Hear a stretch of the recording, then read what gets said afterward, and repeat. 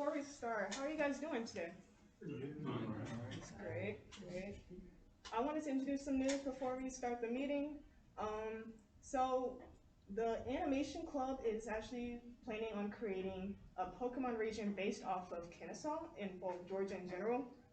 And they wanted to collab with us for the Game Design Club and the Illustration Club to help create, the designs of the Pokemon. And they asked us in particular if they wanted us to create like a little mini demo game. So you don't necessarily have to like contribute with the game aspect of it. There's going to be a Google form for things that you're interested in helping out with, like for the art, design, and things like that. But if you're interested in, participating and wanting to help create like a mini demo game of it, like I said, I'll put up a forum and you'll just inform and tell them saying that, you're interested in doing that. So yeah, just wanted to make that announcement. I just think it'll be really fun, because making an entire Pokemon region, they discussed it and it's just like really interesting. So yeah, I just wanted to make that announcement just to let y'all know. All right.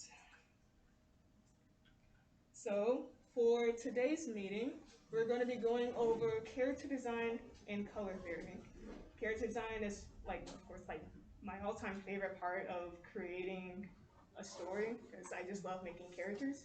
And I just wanted to make a little presentation teaching you guys how to make a fully developed character, the ways to do it, and how to just create a character that people will love,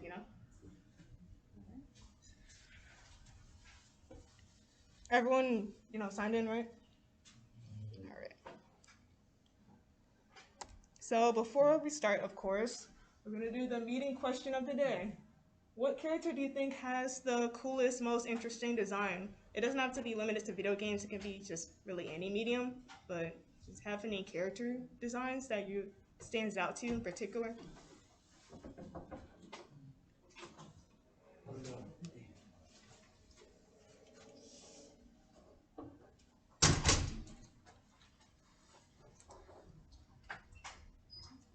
Yes? Link from Zelda. Yeah. Go with classic. Pretty fair. He does have a lot of different designs, so. Yeah. I like to see anyone among your favorites. I've really only played like the Ocarina and what was the other one? The Majora's Mask ones.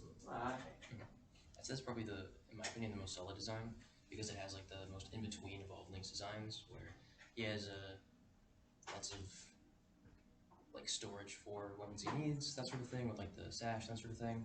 But it's also the very simple design of like just a classic adventure in a tunic. So I think that's a really good example, yeah. Mm-hmm. Get some Discord answers. We got people talking A from the last Avatar. The classic forehead arrow. That's can't really not ignore that. Mm-hmm. And also rival Octolings from the Splatoon series, which if you haven't seen them, they're sort of like people but with octopus hair in these really cool high-tech goggles. Yeah. I think Rayman would be one. Rayman? Rayman is an older one, but I think the most interesting part about him would be black limbs, like his hands and feet just floats. Yeah, his character design is pretty unique. Yeah. Anybody else? Yep. Atrax from Halo Wars. I'm not familiar with that character, but If you like bring up a picture of you can show us. yeah. GLaDOS. GLaDOS? Yeah. GLaDOS and the co-op Atlas and Peabody. Yeah.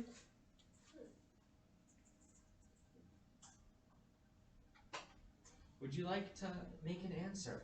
Well, a character that one of the coolest character designs for me is Leo Fotia from Promare. If you guys seen Promare, It's a pretty fire movie, I must say. yeah, I just really just like his character design. Like it's very simple. Like it's really just like a entire like leather outfit, but I just think he looks really cool, especially with like the fire. I like his hair. He gives off a very like cool energy. Admittedly, I did when I first saw him. I thought he was a girl, but I heard his voice and I was just like, oh, That's the guy. But like I said, still like really cool. Doom good. Doom guy, yeah. Probably impressive how memorable he is, despite most you see is just his head in the bottom of the screen. He looks around a bit. Just speaks to it. Real good Few blueprint. more Discord Also, answers. Magician from the House of the Dead, and Teddy from Persona 4. Teddy is Okay. pretty cool. I'm not super familiar with either, but one of them did post a picture. I'm assuming this is the Magician. So, you can see that. Sub-Zero from Mortal Kombat. Oh yeah. Yeah. It's classic. Literally.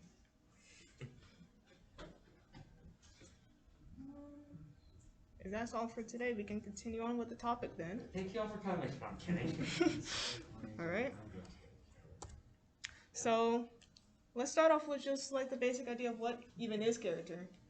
My definition of character is someone who has, personality, has strengths, has goals, weaknesses, just someone who acts human, someone that you can relate to, someone that you feel that you can maybe even talk to. Just, they just feel real.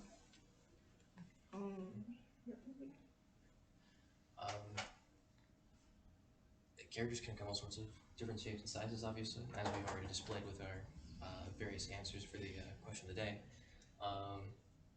Could even argue that a character could be something that's not even human or technically sentient. If you're playing a game that's maybe just a pixel moving on a screen, you can still feel that maybe they have some sort of motion or goal that you can feel. And really, at the end of the day, that's what a character is something that can drive the story along.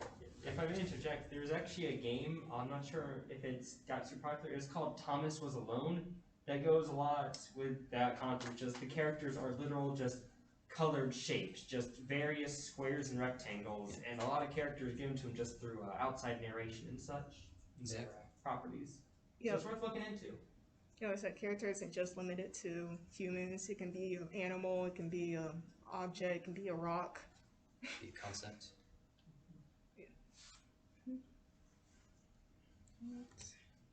So, main things to consider when you designing a character. What are they? Like their occupation, their role, just general information about them. Who are they? Their background, their personality, their physical appearance. Where are they? Their environment, basically. Their time period. What shapes them. Mm-hmm. Setting and things they know very much influence like what a character will do and how they will affect the story / how the story affects them. So that's a very important ground rules you want when building a character. All right, so we're going to talk about one of my most favorite things, shape theory. So for shape theory, it's basically talking about when designing characters, there's a sort of rule when you want to kind of present what your character is like initially, like if you're just staring at their design. Characters are built off shapes. And three of them are, you can make character based off any shape really, but the three most common shapes used when making characters are circles, squares, and triangles. So circles, I'm going to use Kirby characters for an example because I just think they're pretty easy when it comes to showing off their shapes. But circles. Kirby is just a giant circle. So circles, characters are generally seen as cute. They're usually associated with younger characters. They're childlike, friendly, just characters you just want to squeeze and hug because of how adorable they are. A lot of, female characters also are circles just to make them more adorable. So if you want to make a cute character, just make them round. So the second shape, rectangles and squares, use King Dedede for example. So rectangle characters are usually seen as strong, big, reliable, headstrong, maybe a little stubborn. Just they're kind of just like blocks, I guess. Oh, also with the shapes of characters, they can also tell you their alignments as well. So for Kirby, he's the good guy, the protagonist, just generally good. Circles generally associated with friendliness, so a lot of circular characters are good natured characters. Of course, rules can be broken, of course, but just in general, circular characters are good. With rectangle characters, they can be kind of neutral, so you can make them either good or bad. It can work either way. And finally, with triangles, I use Meta Knight since he's pretty much like he's really sharp. Yeah, I use a lot of triangles. So with Meta Knight, with triangles, a lot of triangle characters are seen as dangerous, sinister. They're usually associated with villain characters because of that. Of course, like I said, it's not always the case with Meta Knight in particular. He's more of like an anti-hero, but it's generally a character that's associated with a lot of triangles are seen as more like I said, anti-hero, villainous, just like characters you don't really want to mess with. So if you want to make a character that's like seen as tough and dangerous, just try to add like sharp edges around them. With Kirby in particular, it's more of shape combinations. Because Kirby is generally a very cute game, pretty much all the characters are round and circular, which makes it more like kid-friendly-ish, more adorable. So you don't have to just limit to just one shape when designing your character. Especially for more like humanoid characters, they're usually a combination of a lot of shapes, but it's like very evident, of course, when you just outline them. So yeah, just if you want to make a character that's square and circular to emphasize that they're strong, but they're really good nature, friendly and nice, you can do that. Or if you want to make them square and triangle to show that they're just really, you don't want to mess with them kind of characters, you can do that. So just keep that in mind.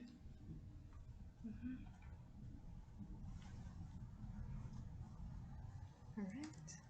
So posing and silhouettes. Another way to show off a character's personality and just who they are is give them a specific pose.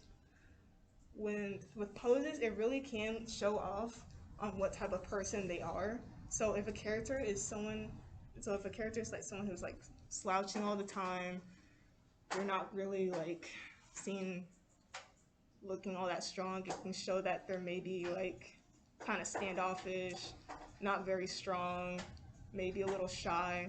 But if a character is like just puffed out, has their shoulders up, just showing off their muscles, can show that they're confident in themselves, that they're strong, maybe a little cocky and prideful too. So keep that in mind when you're making a character. A good pose can really show off on what they are. And with posing, it's good to kind of have them more spread out, because with what I'm going to talk about with silhouettes, it's not exactly like important, but if you want your character to be recognizable to the general crowd, having a good silhouette in a way that you can instantly tell that it's that character, even if they're all blacked out, can really help out with making your character stand out. So when you're designing your silhouette, try not to have your character pose that's like more enclosed, because then you just can't really see what they're doing. A good silhouette kind of shows what exactly the character is doing, and you can still recognize who they are. A good example would actually be on Tyler's shirt right there, Doc Ock there. You can see the silhouette of his arms spreading out from the body. Yeah, and if you blocked out Doc Ock, exactly, you can still kind of tell it's him based off just like those arms. You can still sort of tell the pose he's doing from it. And it's sort of worth, on a side note, the angle at which you draw things can also be important, because a good pose from the wrong angle can be equally incomprehensible. You'll see that in the next slide, I believe. Yeah. So these are examples of, I think, is a bad use of silhouette and a good use of silhouette.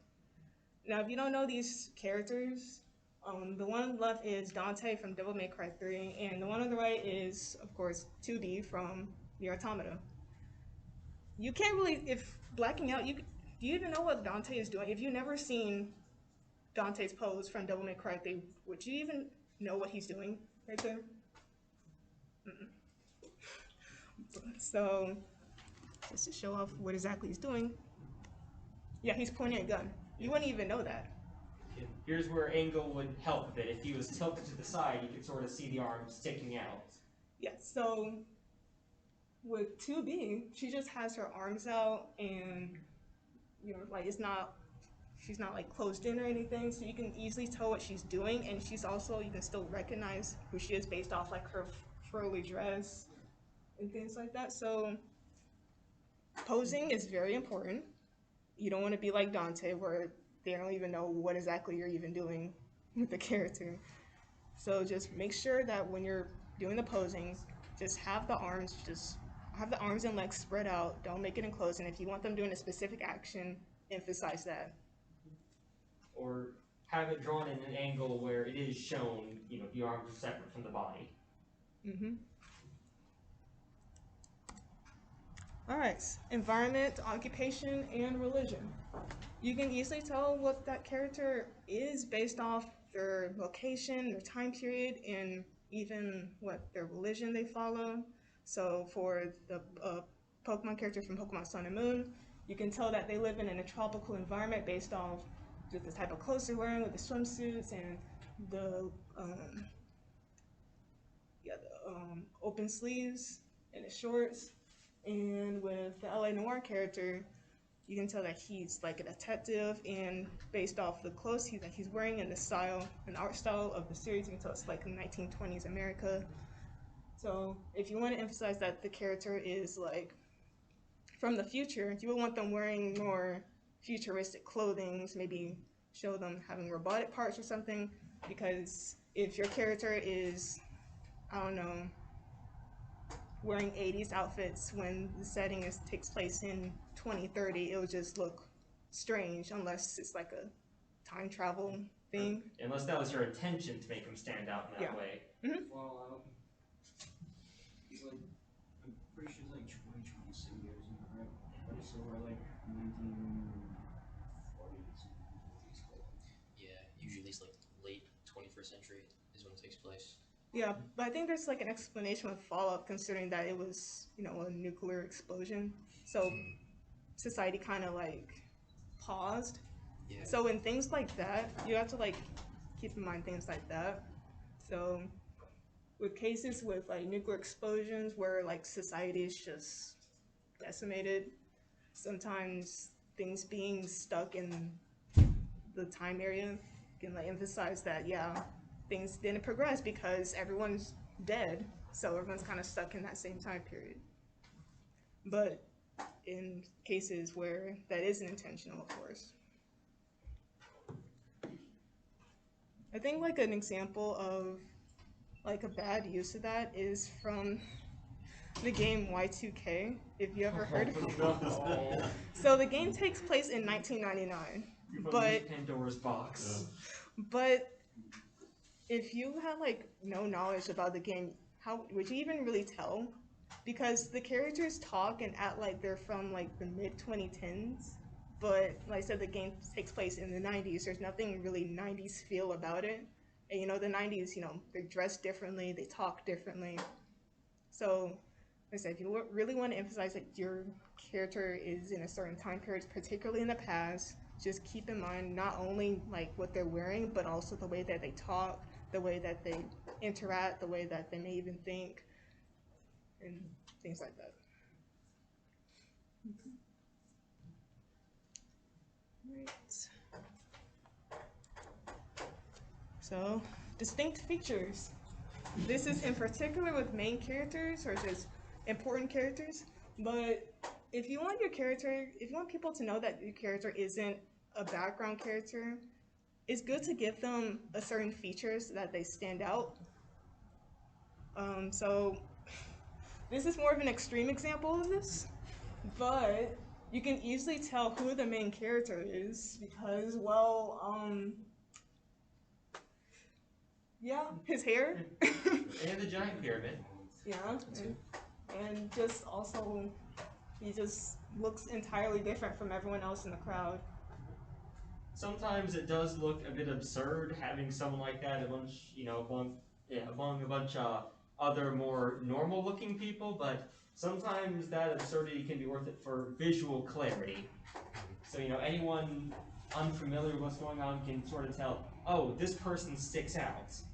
And, that visual clarity can be worth making yourself a bit ridiculous for, I suppose. Absolutely. Recognizability too, because anybody could, you know, name that, oh, this is from Yu-Gi-Oh! This is the main character, just because of how absurd Takahashi made the character's hair. Yeah. Now, if you want to be more subtle about it, like if your series takes place in a more realistic setting, you still can give them distinct features to make them stand out from a regular background character. An example of this, I feel, is from the game Catherine with like the main character Vincent. He still looks normal, but you can still like he still like stands out from just a regular background character with his frizzy hair and his distinct shirt. So you can make it subtle and still make them stand out and make them the main character by giving them like a specific shirt that has like a graphic tee, or make them have wild hair.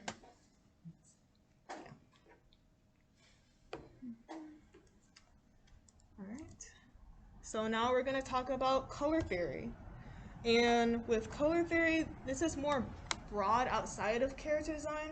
However, it's still good to understand ways to combine colors and how they work.